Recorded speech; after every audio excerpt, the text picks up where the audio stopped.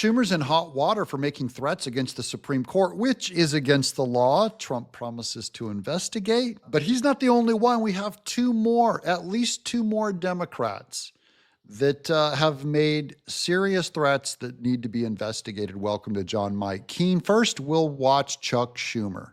I want to tell you, Gorsuch, I want to tell you, Kavanaugh, you have released the whirlwind, and you will pay the price. You won't know what hit you if you go forward with these awful decisions. That's a threat, needs to be investigated, and it's against the law.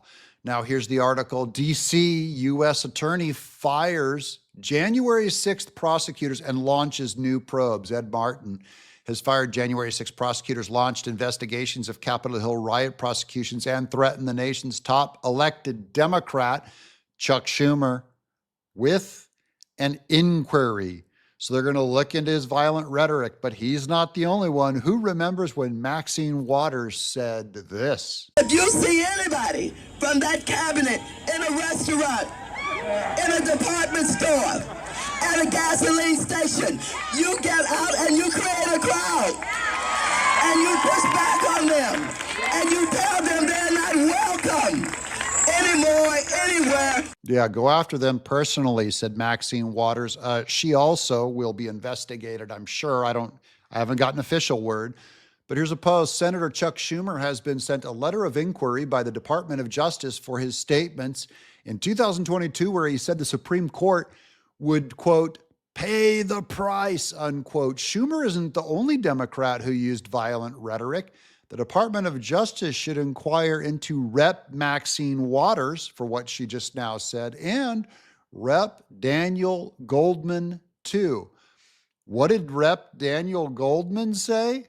Listen to this clip and tell me if you can spot the threat. His recent Truth Social post is incredibly scary for anyone that might be trying to work in government. And it is just unquestionable at this point that man cannot see public office again. He is not only unfit, he is destructive to our democracy, and he has to be eliminated. Dan Goldman says the president has to be eliminated. That's a threat. Got to look into that guy. And again, Trump's the only one who's had his life, actually, an attempt on it recently. And could it be these three Democrats' rhetoric that are fomenting everyone?